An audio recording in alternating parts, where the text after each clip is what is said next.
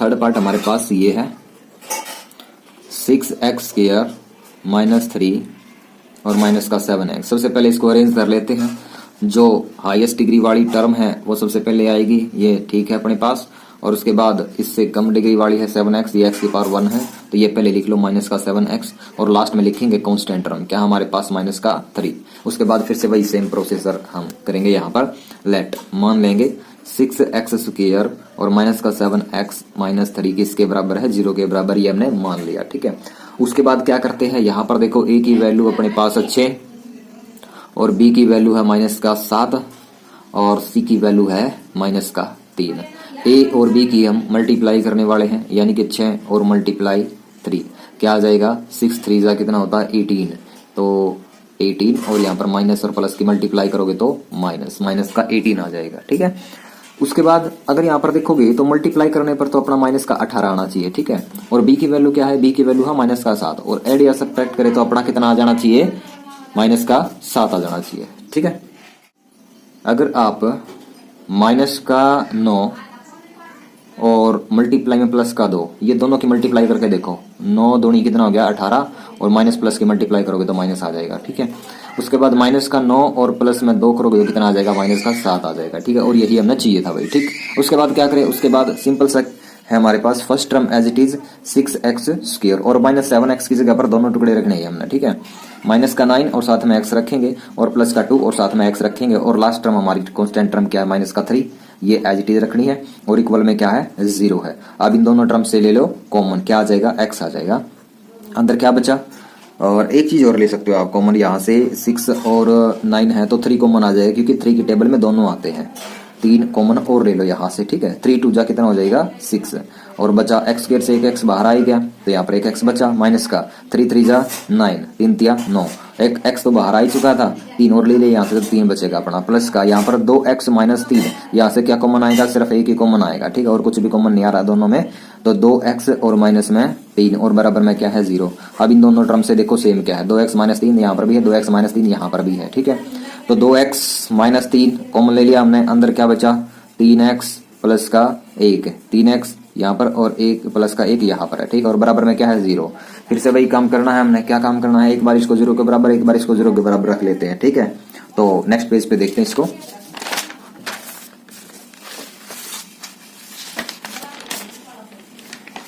तो यहां पर क्या करो, इफ 3x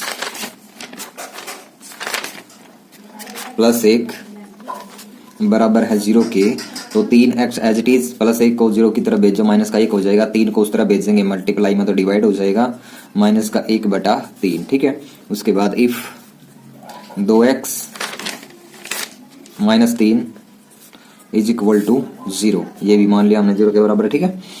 तो 2x बराबर है -3 को 0 की तरफ भेजोगे तो प्लस का 3 और 2 को 3 की तरफ भेजोगे तो ये मल्टीप्लाई में तो जाके हो जाएगा डिवाइड में, 3/2 आ जाएगा, ठीक है। तो दोनों 0 हो जाएंगे हमारे पास, एक तो ये वाला और एक ये वाला, ठीक है। उसके बाद हम क्या करें, उसके बाद बिल्कुल सिंपल सा काम है, वही सम ऑफ जीरोस यानी कि वेरीफाई करना है अकॉर्डिंग टू क्वेश्चन। वेरीफाई क्या करना है भाई, सम ऑफ जीरोस इक्वल होना चाहिए इसके -b/1, ये कोफिशिएंट है क्वाड्रेटिक पॉलिनोमियल के, ठीक है। तो यहाँ पर सम ऑफ जीरोस यानी कि फर्स्ट जीरोस क्या है अपना, कोई भी लिख सकते हो 3/2 और यहाँ पर प्लस -1/3, ये दूसरा जीरो है अपना, और इक्वल में माइनस b की वैल्यू क्या है, b की वैल्यू यहाँ से देख सकते हो, ये b की वैल्यू है अपने पास -7, ठीक है, -7 और अपोन में a की वैल्यू थी अपनी 6, ठीक है। और यहां पर देखो इन दोनों की मल्टीप्लाई कर लो। एक बात यहां पर देखो, ये हमारा क्या था, -3 था यहां पर, ठीक है। अब इसको सोल्व करते हैं। देखो 3/2 ये एज इट इज, प्लस और माइनस की मल्टीप्लाई करो, माइनस और ये 1/3 ये एज इट इज, और इक्वल में माइनस और माइनस की मल्टीप्लाई करोगे प्लस, तो यहाँ पर क्या बचा 7/6। इन दोनों का एलसीएम ले लो 2 और 3 का, तो क्या आ जाएगा 2 तिया 6, 2 तिया 6, 3 की मल्टीप्लाई 3 से कर दो 9 हो जाएगा, और माइनस में 3 दूनी 6, 2 की मल्टीप्लाई 1 से कर दो तो 2 हो जाएगा, और बराबर में क्या है 7/6। तो यहाँ पर देखो 9 में से 2 माइनस करो 7 बचा, और नीचे क्या है अपने पास, नीचे है 6 और बराबर में क्या है 7/6। तो ये हो गया अपना वेरीफाई। उसके बाद प्रोडक्ट ऑफ जीरोस भी वेरीफाई कर लेते हैं। प्रोडक्ट ऑफ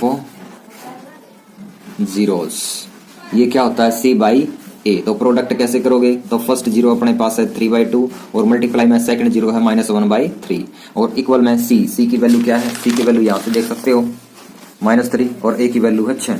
तो -3/6 यानी कि माइनस का 3/6 आ जाएगा। ठीक है, अब इनकी मल्टीप्लाई कर लेते हैं। ठीक है, मल्टीप्लाई करने की बजाय आप यहाँ से एक काम कर लेते हो, 3 से इस 3 को काट दो, यहाँ पर कुछ नहीं तो एक तो बचेगा 1 और 1 की मल्टीप्लाई करोगे तो 1 और प्लस और माइनस की मल्टीप्लाई करोगे तो माइनस और अपॉन में क्या है ये, अच्छा लिख दिया था मैंने, अपॉन में है 2। ठीक है, ये 2 आ जाएगा भाई अपना, ये काटा नहीं है, कभी ये सोच सके भाई काट दिया सर ने, ये काटा नहीं है।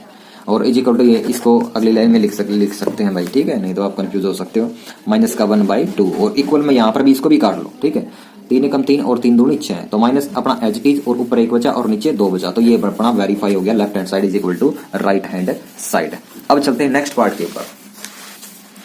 नेक्स्ट पार्ट हमारा क्या है, नेक्स्ट पार्ट है फोर्थ पार्ट। फोर्थ पार्ट में दे रखा है 4u square plus 8u।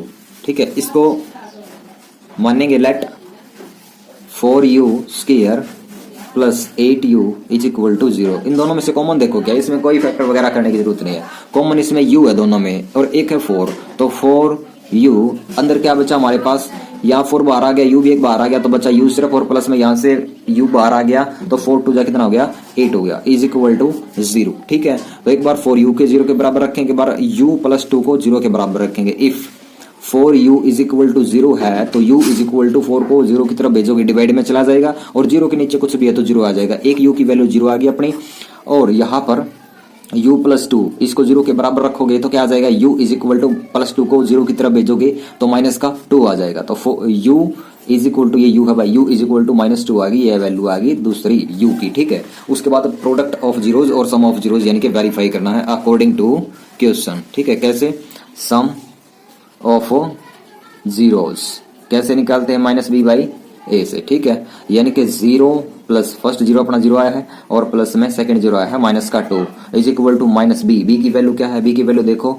u का कोफिशिएंट 8 है तो 8 आया है अपना। ठीक है, और अपॉन में a की वैल्यू कितनी है, a की वैल्यू है 4 तो ये आ जाएगा 4। तो यहाँ पर 0 और -2 को ऐड करोगे तो -2 आ जाएगा और यहाँ पर इसको काट दो, 4 1 जा 4 यानी कि 4 एकम 4 और 4 दूनी 8 तो माइनस एज इट इज और ये 2 भी एज इट इज। ठीक है, क्या बचा हमारे पास, 2 इज इक्वल टू 2। तो ये हमारे पास वेरीफाई हो चुका है सम ऑफ जीरोज।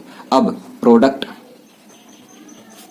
ऑफ जीरोज इसको कैसे निकालते हैं, C/A से। ठीक है, तो यहाँ पर प्रोडक्ट कैसे करोगे, यानी कि 0 मल्टीप्लाई -2 ये दोनों जीरोज की मल्टीप्लाई कर देंगे और इज इक्वल टू C की वैल्यू यहाँ पर देखो कांस्टेंट टर्म कुछ भी नहीं है तो ऊपर क्या रखोगे 0 रखोगे। ठीक है, कुछ भी नहीं है तो उस टाइम आपने 0 रखना है और अपॉन में A की वैल्यू है 4। ठीक है, तो यहाँ पर 0 के साथ किसी भी नंबर की मल्टीप्लाई करोगे तो 0 ही आ जाएगा और बराबर में 0 को किसी भी नंबर से डिवाइड करोगे तो भी आपका 0 ही आना है। तो लेफ्ट हैंड साइड की इसकी इक्वल आ गई, राइट हैंड साइड की ये भी आपका वेरीफाई हो चुका है दोस्तों। ठीक है, तो इससे अगली वीडियो में दोनों पार्ट और सोल्व करने वाले हैं। थैंक यू, धन्यवाद, शुक्रिया, मेहरबानी।